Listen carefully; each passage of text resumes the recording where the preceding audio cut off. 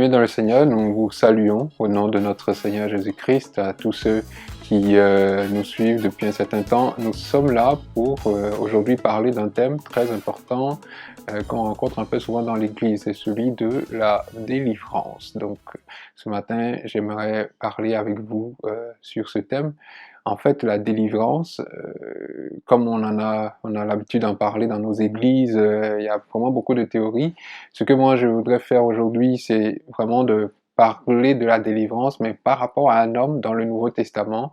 Nous allons suivre son exemple, nous allons suivre ses traces et puis voir comment lui, il a pu trouver la délivrance, ou en tout cas comment Dieu a pu opérer la délivrance dans sa vie. Donc aujourd'hui, nous parlerons de l'apôtre Paul, qui a été délivré, et nous allons peut-être essayer d'appliquer ce que nous allons apprendre dans la parole de Dieu avec notre vie, et nous allons l'appliquer dans notre vie. Donc les textes, nous avons plusieurs textes. Nous avons Actes chapitre 7, verset 58, Acte 8, 3, Acte 9, 1, Acte 22, 19 à 20 et 1 Timothée 1, verset 13. Donc c'est plusieurs textes et j'aimerais juste lire déjà premièrement avec vous 1 Timothée 1, verset 13. Il nous dit, peut-être on va commencer au verset 12, « Je rends grâce à celui qui m'a glorifié », donc l'apôtre Paul qui parle à son fils Timothée, « Je rends grâce à Dieu, à celui qui m'a fortifié, à Jésus-Christ notre Seigneur, de ce qu'il m'a jugé fidèle en m'établissant dans le ministère, moi qui étais auparavant un blasphémateur, un persécuteur, un homme violent. Mais j'ai obtenu miséricorde parce que j'agissais par ignorance dans l'incrédulité. » Acte 7, verset 58 jusqu'à Acte 8 à 3. Il nous dit ceci, donc les gens, c'était l'époque où on devait lapider et tuer Étienne, donc ils poussaient alors de grands cris en se bouchant les oreilles, et ils se précipitaient tous ensemble sur lui, le traînaient hors de la ville et le lapidèrent. Verset 58, les témoins déposèrent leurs vêtements aux pieds d'un jeune homme nommé Saul. Acte 8, 3, Saul de son côté, donc il y a eu une persécution, donc Saul de son côté, lui, il ravageait l'église, pénétrant dans les maisons, il en arrachait hommes et femmes, il les faisait jeter en prison. Acte 9, verset 1, cependant Saul, respirant encore la menace et le meurtre contre les disciples du Seigneur, se rendit chez les souverains sacrificateurs, et leur demanda des lettres pour les synagogues de Damas. Donc voilà un peu les textes. On peut aussi trouver d'autres passages qui parlent encore de cette même histoire dans Acte 22, verset 19 et le verset 20. En fait, on voit ici un homme qu'on appelle Saul, donc qui est animé d'une certaine colère, d'une certaine violence, d'une certaine menace vis-à-vis des disciples du Seigneur Jésus-Christ. Et cette rage, en fait, il veut la mettre au service de sacrificateurs pour pouvoir mettre en prison, ou en tout cas arrêter complètement le mouvement chrétien qui vient juste de commencer en Israël. Donc voilà un peu le cadre dans lequel nous nous situons, et voilà aussi ce thème-là que nous voulons traiter, celui de la délivrance. Donc premièrement, nous allons voir qui est l'apôtre Paul, et puis après aussi, nous allons essayer de voir ce qui a été sa délivrance, ou bien comment elle s'est produite cette délivrance-là. Donc ici, premièrement, nous parlons ici de qui est l'apôtre Paul, qui est Saul, ou qui est Saul de Tarse, qui est l'apôtre Paul.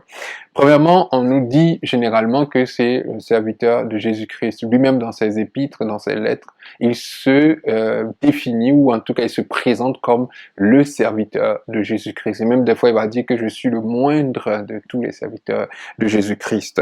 C'est un des plus grands apôtres de l'Église primitive.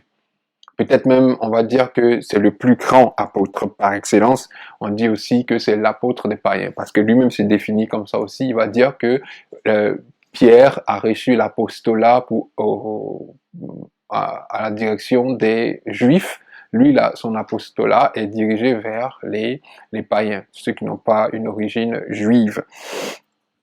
Et aussi, il y a un débat qui concerne la fondation du christianisme.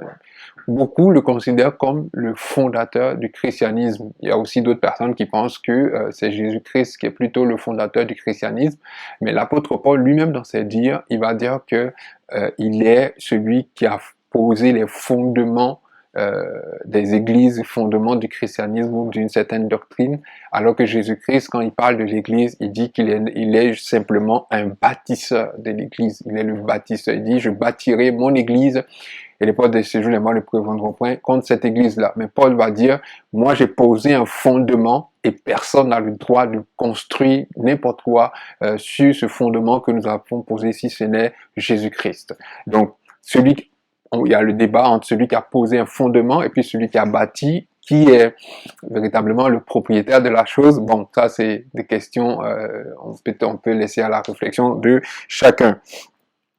Et donc, voilà un peu dans le cadre où on se trouve.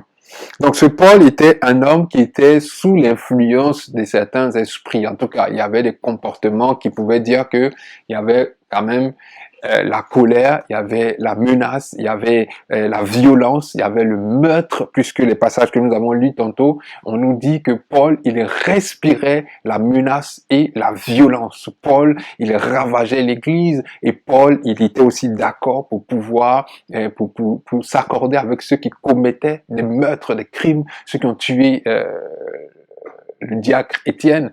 Paul était d'accord avec eux.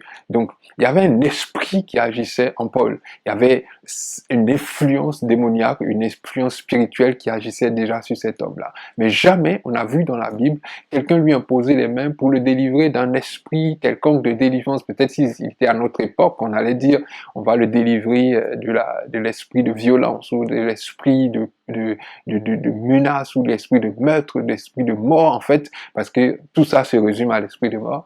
Mais personne ne l'a fait. L'apôtre Paul avait été animé par tous ces esprits-là. Aujourd'hui, Paul aussi n'est pas quelqu'un qui a vu physiquement Jésus-Christ. Paul, il est le premier des apôtres qui n'a pas vu Jésus-Christ physiquement. Cela nous amène à une déclaration qu'il avait faite dans Galates 1, verset 15-19. Il était en train de l'expliquer quand il est devenu chrétien, qu'est-ce qui est arrivé, et il va dire une phrase, quand il a reçu la vision, il n'a pas résisté à la vision, mais il est parti en Arabie en fait. Quand il y a eu trop de persécutions, il s'est retiré pendant 3 ans. Et même qu'à un moment donné, Paul ne se trouvait même pas digne d'aller rencontrer Pierre ou Jacques, qui ont été apôtres avant lui. Il a décidé de se retirer pour aller se former. Donc il s'est trouvé pendant 3 ans dans le désert, et c'est là que Paul va travailler sur lui-même pour pouvoir atteindre ou encore être complètement délivré de cet esprit qui le fatiguait ou cet esprit qui, en tout cas, l'influençait. Et donc, pendant 3 ans, il est resté tout seul. Pendant 3 ans, il a eu le temps de former et de forger sa théologie. Et pendant 3 ans, il a eu à dealer ou à combattre avec l'esprit qui l'influençait, un esprit de mort, un esprit de meurtre. Donc c'est là la révélation de la parole de Dieu qui va le libérer. Donc notre point aujourd'hui, c'est de dire que bien souvent, on veut imposer les mains aux gens, on veut prier pour les gens, faire des prières de délivrance, ce qui n'est pas mauvais. On peut chasser les démons, c'est ce que Jésus lui-même nous a recommandé. Mais pour quelqu'un qui est chrétien déjà, peut-être que la bonne façon souvent de faire, c'est que toi-même tu te lèves et que tu commences à prier ou à te mettre en jambe pour pouvoir chasser les démons qui te fatiguent. L'apôtre Paul l'a fait et c'était pas un homme surnaturel ou encore ce n'était pas un homme extraordinaire, c'est un homme de même nature que nous. Il y est arrivé, il y est parvenu. Nous aussi, nous sommes capables de pouvoir le faire. S'il a fait par la grâce de Jésus-Christ, avec l'assistance du Saint-Esprit, toi aussi, tu peux le faire. Pas besoin d'aller courir après les uns et les autres pour pouvoir avoir une délivrance que toi-même tu as la capacité de produire dans ta vie. Donc, mon intervention aujourd'hui, c'est de te dire que tu es capable de procéder ou encore tu es capable de pouvoir arriver à ta propre délivrance. Deuxième point, c'est que l'apôtre Paul avait dit oui à l'Esprit de Dieu. Il n'a pas résisté à la vision. Actes 26, verset 19, il disait au roi Agrippa, quand j'ai reçu cette vision, je n'ai pas résisté, je suis parti. Nous recevons de Dieu des instructions, nous recevons de Dieu comment procéder.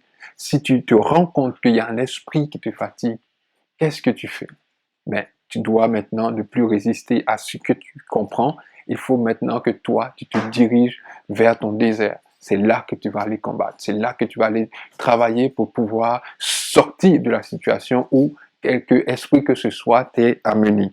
Donc, je t'encourage ce matin, si tu as eu un rêve, et que on parle de mari de nuit, si tu as eu un rêve, on dit un mari de nuit entré dans ta vie, ou que tu as eu un démon qui est rentré dans ta vie, qu'est-ce que tu fais? Qu'est-ce que l'apôtre Paul a fait? Il y a dans la Bible tellement et tellement d'exemples qui nous montrent que nous pouvons nous en sortir nous-mêmes avec l'aide de Dieu. Je ne suis pas en train de dénigrer ou encore de vous dire sortez des influences ou des relations des pasteurs. Les pasteurs peuvent aider. Mais des fois, peut-être que toi-même, ta propre action peut beaucoup aider à ta délivrance. S'il y a un esprit qui te fatigue, regarde dans la Bible, il y a forcément quelqu'un qui était aussi opprimé ou oppressé comme toi et qui, par ses propres moyens, avec l'aide de Dieu, est arrivé à atteindre la liberté. Tu peux atteindre ta liberté, tu peux arriver à ta délivrance personnelle et sans l'aide de quelqu'un. Que Dieu vous bénisse. C'était la parole que nous voulons aujourd'hui vous communiquer et nous espérons qu'elle vous a fait du bien et a rencontré vos besoins. Que Dieu vous bénisse au nom de Jésus.